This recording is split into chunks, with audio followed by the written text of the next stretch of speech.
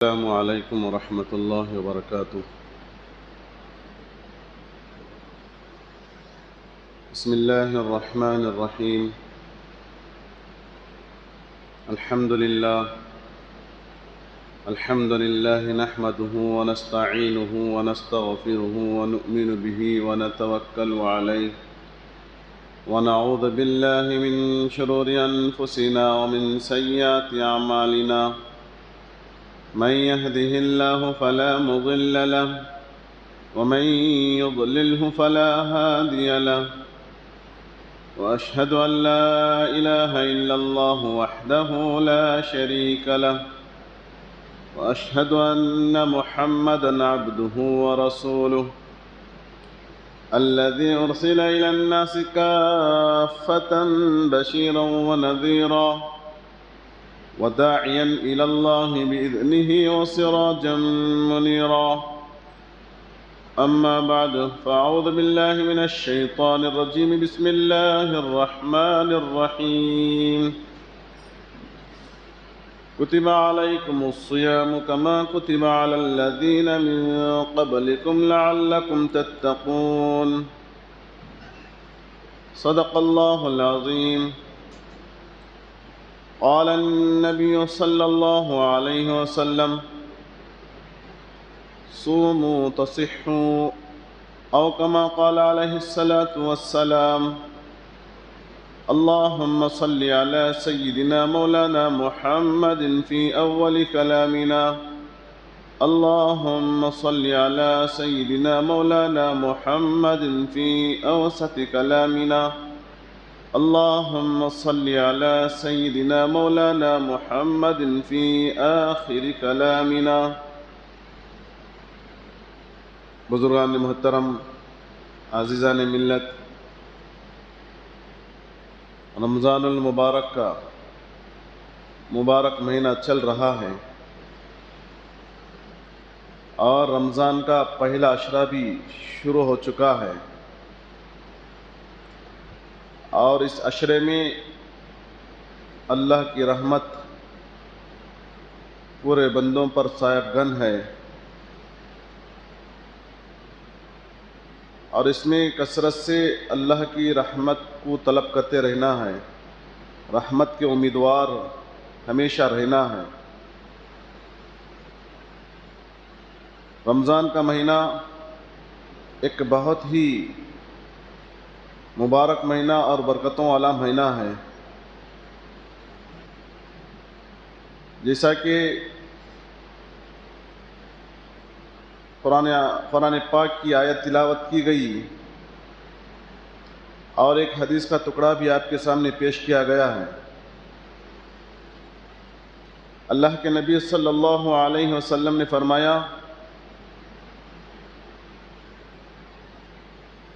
جہاد کیا کرو، مال غنیمت حاصل کرو، اور فرمایا: صوموا وتصحوا، روزے رکھو، صحت حاصل کرو، اور سفر کرو، دوسروں سے بے نیاز رہو۔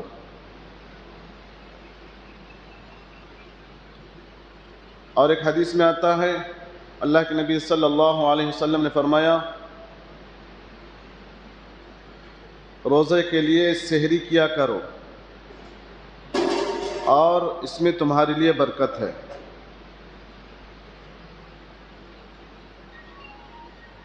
اور فرمایا جب افطار کا وقت آئے، روزہ کھولنے کا وقت آئے،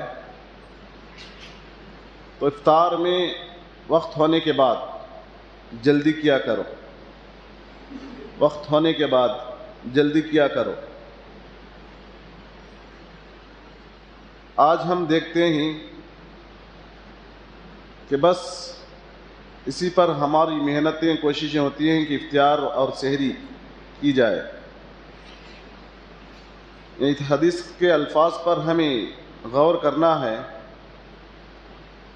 کہ اللہ کے نبی صلی اللہ علیہ وسلم فرما رہے ہیں افطاری میں جلدی کرو، یعنی وقت ہونے کے بعد افطاری کا اس میں جلدی کرنا ہے۔ ایسا نہ ہو کہ وقت ہونے کے بعد بھی ایسے انتظار کرتے رہو، ایسا نہیں، جیسے ہی وقت ہو گیا تو جلدی جلدی کیا ہے افطار کرو۔ اور فرمایا اللہ کے نبی صلی اللہ علیہ وسلم نے روزہ کس سے افطار کرنا ہے؟ روزہ کھجور کے ذریعے سے افطار کرے، روزے کو کھولے، اس لیے کہ اس میں برکت ہے۔ اور فرمایا اگر کھجور نہیں ملا، کھجور میسر نہیں ہے، تو پانی سے روزہ افطار کرو، اس لیے کہ پانی جو ہے وہ پاکیزہ ہے۔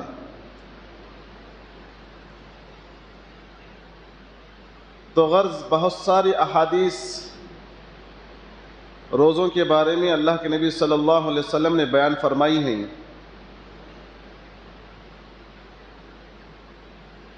اب رمضان کا مہینہ چونکہ شروع ہو چکا ہے اور اس میں روزے بھی ہمارے لیے فرض کر دیے گئے ہیں، جیسا کہ پچھلی امتوں پر روزے فرض تھے، پہلے والے لوگوں پر بھی روزے فرض تھے۔ ایسا نہیں کہ یہ تمہارے لیے ہی خاص ہے، تمہارے لیے ہی یہ کیا ہے ضروری کر دیا گیا، تمہارے ہی اوپر فرض کر دیا گیا، ایسا نہیں ہے۔ اسی لیے فرمایا اللہ تبارک و تعالیٰ نے کتب علیکم الصیام، روزے تم پر فرض کیے گئے ہیں، جیسا کہ تم سے پہلے والوں پر روزے فرض کیے تھے۔ یہ روزے کیوں فرض کیے گئے؟ کیوں اللہ تعالیٰ ہم پر روزے رکھنا فرض قرار دیا؟ اس کی وجہ کیا ہے؟ کیوں رکھنا ہے روزے؟ کیوں ایک وقت میں بھوکا رہنا ہے؟ وقت چھوڑ کر کھانا کیوں کھانا ہے؟ فرمایا لعلکم تتقون، تاکہ تمہارے اندر تقوی پیدا ہو جائے، تمہارے اندر اللہ کا خوف، اللہ کا ڈر پیدا ہو جائے۔ جب اللہ کا خوف اور اللہ کا ڈر پیدا ہوگا تو تم برائی سے بچ سکو گے، دوسروں کے ساتھ کیا ہے ہمدردی کریں گے اور نیکی کا کام کریں گے اور ہر برائی سے بچیں گے۔ اب تقوی کے بارے میں ہم جاننا ہے کہ تقوی کیا چیز ہے۔ ایک حدیث میں آتا ہے اللہ کے نبی صلی اللہ علیہ وسلم نے فرمایا کہ تقوی ہاں ہونا، تقوی یہاں پر ہوتا ہے، کہاں پر؟ اشارہ کر کے فرمایا دل پر، دل میں تقوی ہوتا ہے، ڈر، اللہ کا خوف۔ جب اللہ کا خوف دل میں پیدا ہوگا تو اس کا اظہار بھی ہوگا، وہ عمل بھی ایسا ہی کرے گا۔ اگر دل میں اللہ کا ڈر ہے، اللہ کا تقوی ہے تو جھوٹ نہیں بولے گا، دل میں تقوی ہے تو وہ غیبت نہیں کرے گا، دل میں تقوی ہے، اللہ کا ڈر ہے، وہ حسد نہیں کرے گا، دل میں تقوی ہے، دل میں اللہ کا ڈر ہے، دوسروں کے حقوق کو ادا کرے گا۔ تو تقوی کہاں پر ہے؟ تقوی دل پر ہے، دل میں ہے۔ التقوی ہاں ہونا، التقوی ہاں ہونا، یہاں پر اشارہ کر کے فرمایا۔ حضرت عبداللہ بن عمر رضی اللہ تعالیٰ عنہ حضرت ابی بن کعب رضی اللہ تعالیٰ عنہ سے غالباً پوچھتے ہیں تقوی کیا چیز ہے، تقوی کیا چیز ہے؟ تو حضرت ابی بن کعب رضی اللہ تعالیٰ عنہ نے فرمایا کیا آپ کبھی کانٹے دار راستے پر چلے ہیں؟ جو راستہ بہت ہی مشکل ہے، کانٹے دار ہے، ایسے راستے سے آپ کیا چلے ہیں؟ ہاں چلا ہوں، ایسے بہت سارے مشکل راستے آئے ہیں، اس پر چلا ہوں۔ تو کیسے چلتے ہو؟ پوچھا کیسے چلتے ہو؟ یہ بچا کر کہ کہیں کانٹا نہ چبھ جائے، کہیں کوئی تکلیف نہ ہو جائے، کہیں کوئی تکلیف نہ پہنچے، ایسا بچا کر سے اپنے کپڑوں کو سب سمیٹ کر ایسا چلتا ہوں۔ تو فرمایا تو تقوی اسی کا نام ہے۔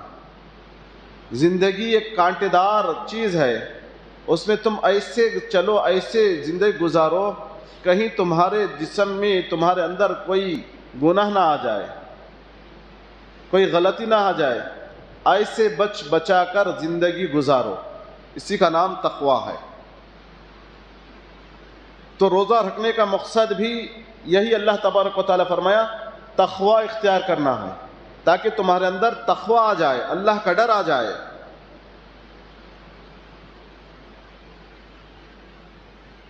تو اللہ کا جب ڈر آئے گا تو سب سے پہلے ہمارے دماغ کے اندر اللہ کا ڈر آئے گا، اللہ کا خوف آئے گا کہ دماغ میں تقویٰ پیدا کرے گا۔ دماغ کا تقویٰ کیا ہے؟ سر کا تقویٰ کیا ہے؟ گندی سوچ نہیں سوچے گا، دماغ کو صحیح اصل کام کی طرف کیا ہے متوجہ کرے گا، اور اس میں برائی رتی برابر برائی نہیں سوچے گا، اچھی سوچ سوچے گا۔ دماغ کا تقویٰ یہی ہے، دماغ کا تقویٰ یہی ہے کہ وہ جو بھی سوچتا ہے اللہ کے احکامات کے بارے میں، دوسروں کی ہمدردی کے بارے میں، دوسروں کی غمخواری کے بارے میں اور نیکی کے بارے میں ہی سوچتا ہے، اور سوچے بھی یہی۔ اسی کا نام کیا ہے؟ تقویٰ ہے۔ اسی کا نام کیا ہے؟ اسی کو سر کا تقویٰ کہتے ہیں، دماغ کا تقویٰ۔ اور آگے چلیں تو آنکھوں کا تقویٰ ہے۔ آنکھوں کا تقویٰ کیا ہے؟ کسی برائی کی طرف، نامحرم چیزوں کی طرف، گندی چیزوں کی طرف ہماری نظر نہ جائے، ہم ہی نہ دیکھیں، کہیں ہم ہی کہے برائی کی طرف نہ دیکھیں۔ یہ آنکھوں کا تقویٰ ہے۔ کان کا تقویٰ کیا ہے؟ کان کا تقویٰ یہ ہے کہ برائی کو نہ سنیں، گانے بجانے کو نہ سنیں، غیبت کو نہ سنیں۔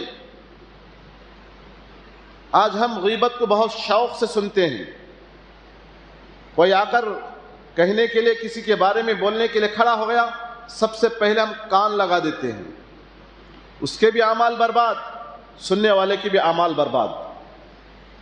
تو کان کا تقویٰ یہی ہے کہ ہر برائی سے بچیں، غیبت سننے سے بچیں، گانے سے کیا ہے بچیں، گانا سننے سے بچیں، برائی سننے سے بچیں، یہی کانوں کا تقویٰ ہے۔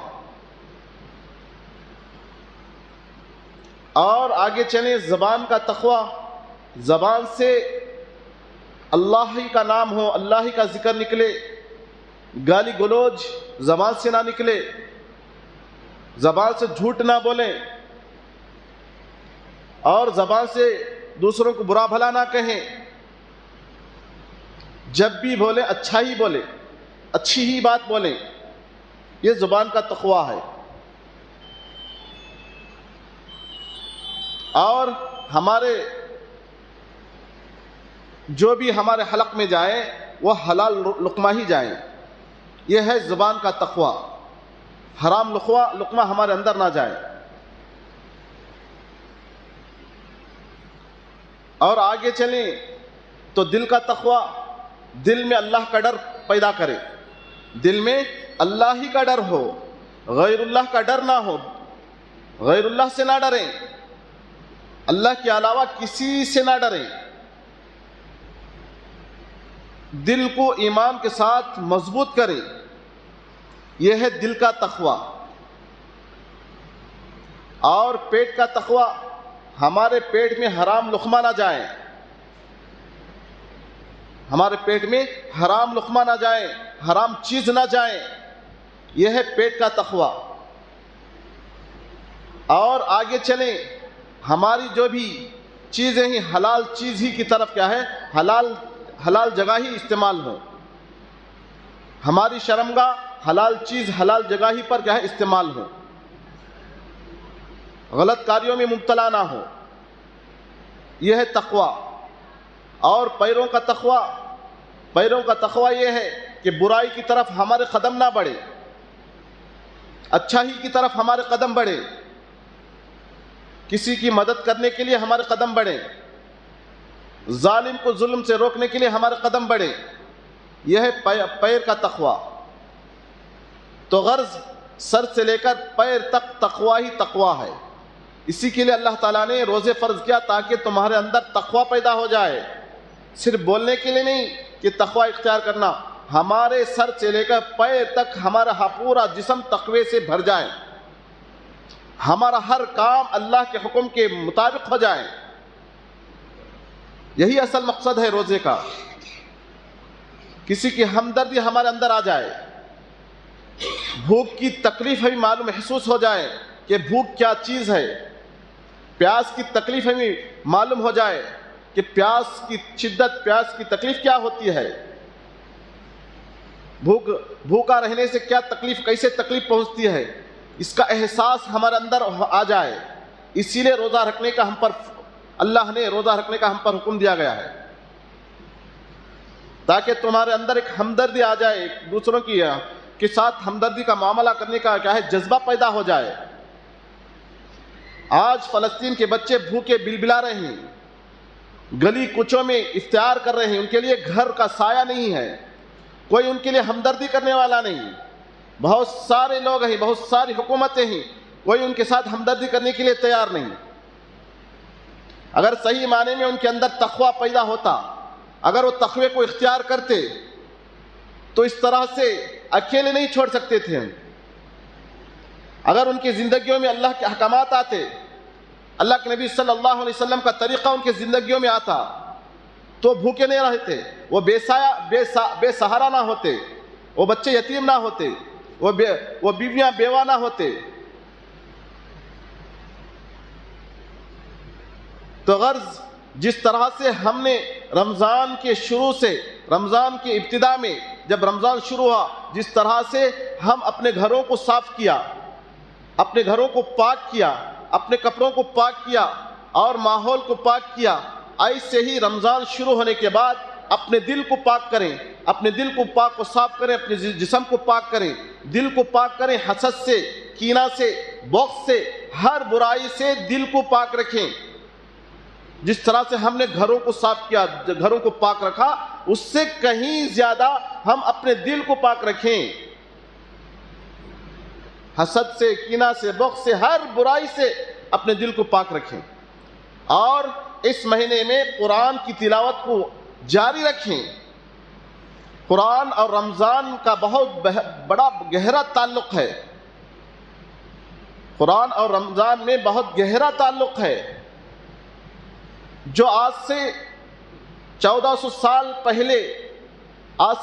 سال پہلے جو مظالم دنیا میں ہو رہے تھے، خصوصاً مکی کی زندگی میں جو ظلم ڈھایا جا رہا تھا، اللہ کی وحدانیت کے ساتھ، لوگوں کے ساتھ، عوام کے ساتھ، عورتوں کے ساتھ، بچوں کے ساتھ، جانوروں کے ساتھ، ہر ایک کے ساتھ جو ظلم ڈھا رہے تھے، اللہ نے فیصلہ کیا اس قرآن کے ذریعے سے ایک تبدیلی لایا جائے، ایک نظام الہی کو قائم کیا جائے، کہ انصاف کو قائم کیا جائے، ایک انصاف کو قائم کیا جائے جس میں اس انصاف میں سب کو برابر حقوق ملیں، سب انسان یکساں زندگی گزارے، اونچ نیچ نہ رہے۔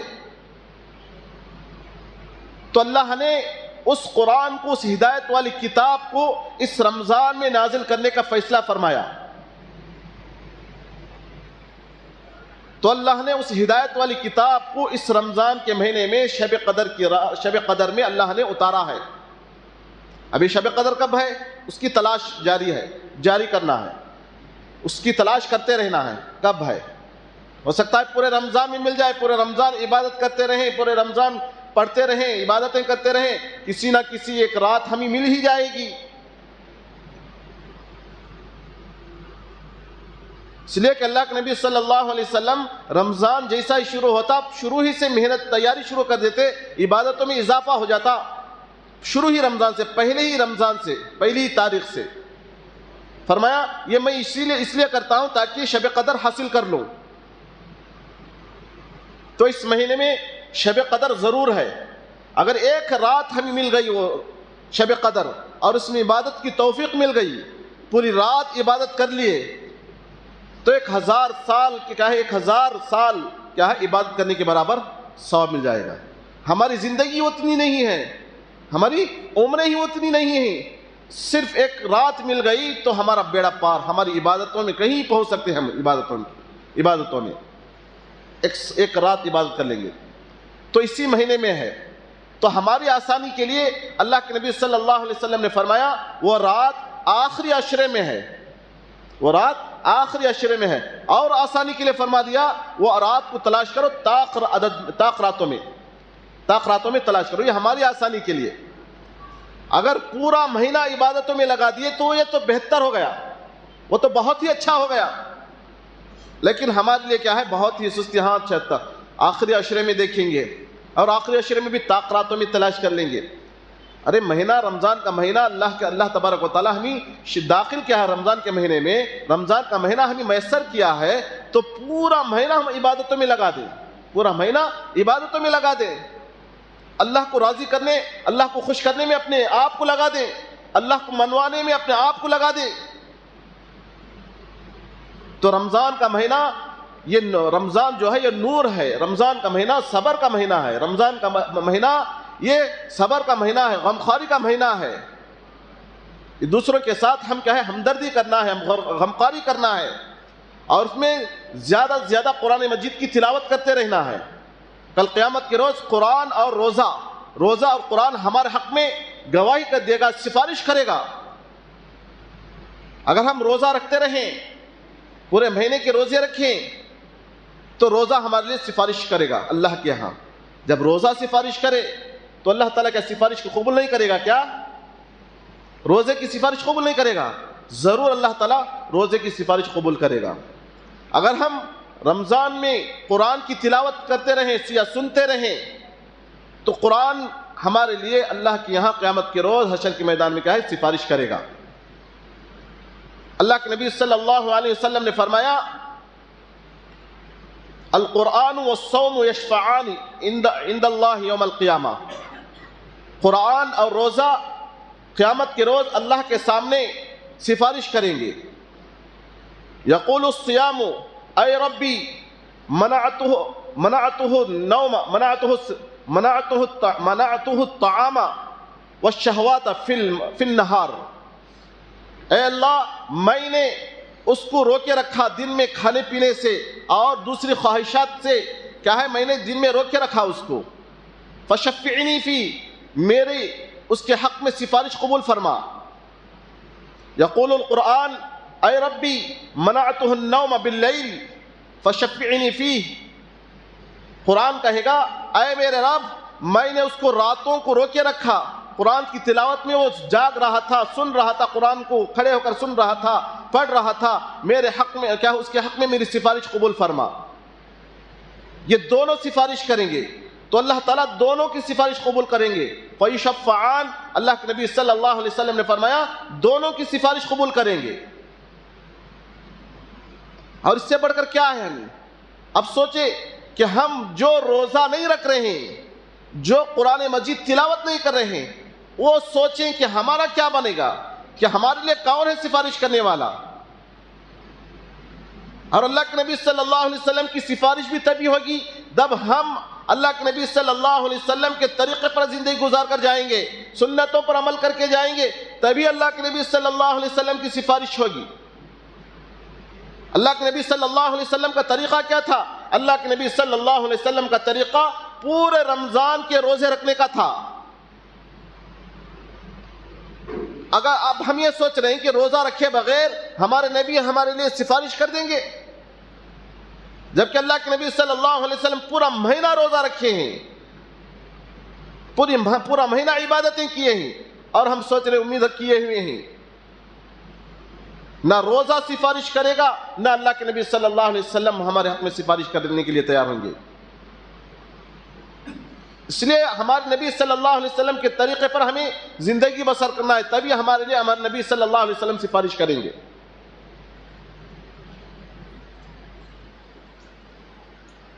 تو اس سے پہلے روزے فرض کیے گئے تھے، روزے پہلے بھی فرض کیے گئے تھے، آدم علیہ السلام سے لے کر ہمارے نبی حضرت محمد صلی اللہ علیہ وسلم تک جتنی بھی امتیں آئی ہیں سب پر روزے فرض تھے۔ اب روزے کتنے فرض تھے، وہ کیسے، وہ کیا اوقات تھا، وہ الگ الگ اوقات تھے، الگ الگ روزے تھے ان کے سب کے۔ کسی پر ٹائم الگ تھا، وقت الگ تھا، کسی پر چند روزے فرض تھے، لیکن اس امت کو پورے ایک مہینے کے روزے فرض کیے گئے ہیں۔ اور اس امت کی خصوصیت بھی یہی ہے کہ سحری کھایا کرو. اللہ کے نبی صلی اللہ علیہ وسلم نے فرمایا سحری کھایا کرو، اس لیے کہ سحری میں برکت ہے. ہمارے میں اور نصارہ میں روزہ رکھنے، ہمارے روزہ رکھنے اور نصارہ کے روزہ رکھنے میں فرق یہی ہے کہ وہ نصارہ سحری نہیں کرتے لیکن مسلمان سحری کرتے ہیں. یہی ہمارے اندر فرق ہے. تو سحری کرنا ہے ہمارے لیے ضروری ہے، سحری بھی کرنا ہے. سستی کی وجہ سے، نیند کی غلبی کی وجہ سے سحری کو نہیں چھوڑنا ہے، سحری کو ترک نہیں کرنا ہے. ایک حدیث میں آتا اللہ کے نبی صلی اللہ علیہ وسلم نے فرمایا، اللہ کے نبی صلی اللہ علیہ وسلم کسی کو سحری کے وقت کیا ہے سحری کرنے کے لیے بلاتے تو فرماتے آؤ برکت کا کھانا کھا لو.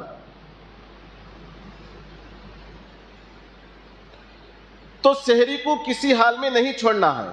یہ اللہ کے نبی صلی اللہ علیہ وسلم کا طریقہ ہے. اللہ کے نبی صلی اللہ علیہ وسلم نے فرمایا ہے سحری کرنے کو. اور افطار بھی کرنا ہے، افطار میں جلدی بھی کرنا ہے. اور اس مہینے میں اگر کوئی آدمی کسی کو کیا ہے روزہ افطار کرائے، اس کے لیے کیا ہے وہ مغفرت کا ذریعہ ہو جائے گا اور اس کو روزہ رکھنے کے والے کے برابر ثواب ملے گا. اور لیکن روزے دار کے ثواب میں کوئی کمی نہیں ہوگی. جو روزہ رکھا ہے اس کے ثواب میں کوئی کمی نہیں ہوگی. اور جو کوئی روزہ افطار کرا رہا ہے اس کو اس کے برابر ثواب بھی مل جائے گا.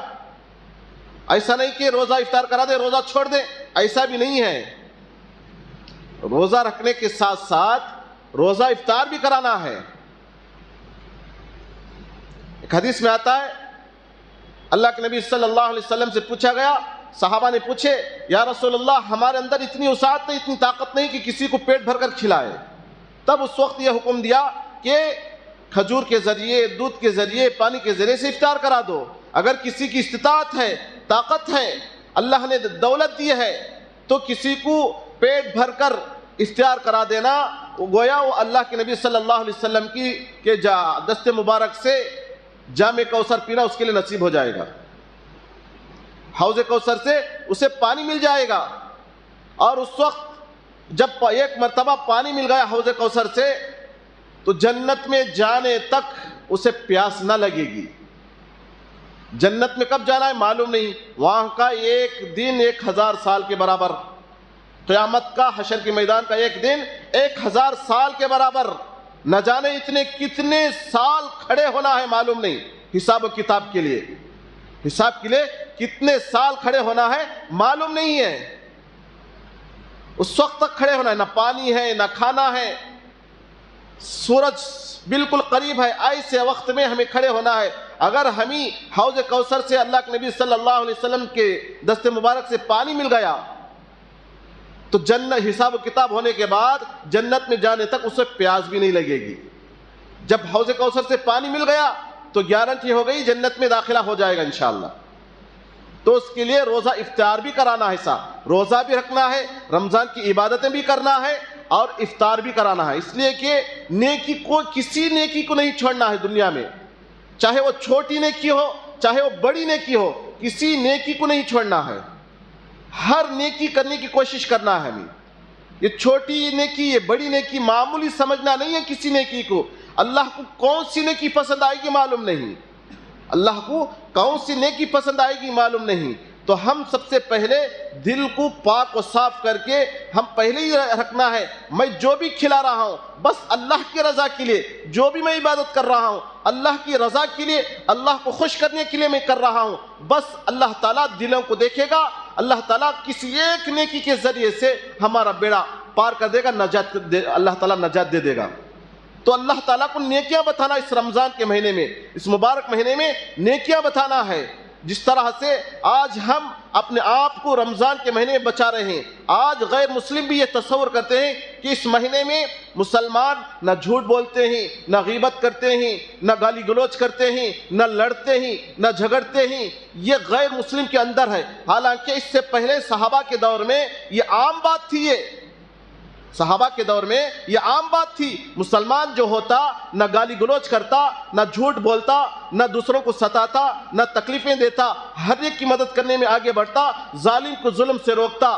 یہ عام بات تھی پہلے، لیکن آج خاص ہو گئی. صرف ہم رمضان ہی میں سارے کام کر رہے ہیں. رمضان ہمیں یاد دلا رہا ہے، یہ رمضان کا مہینہ ہمیں یہ یاد دلا رہا ہے کہ تم ایسے رہنا تھا، تم کیسے ہو گئے، کیسے بن گئے. تمہاری زبانوں سے گالی گلوچ نکل رہا ہے، غیبت نکل رہی ہے، حسد تمہارے اندر سے پیدا ہو رہا ہے. یہ کیا ہو گیا؟ یہ رمضان ٹریننگ دے رہا ہے. رمضان کا مہینہ ہمیں بتا رہا ہے کہ تم پوری زندگی ایسے گزارو جس طرح سے رمضان کے مہینے میں تم گزار رہے ہو.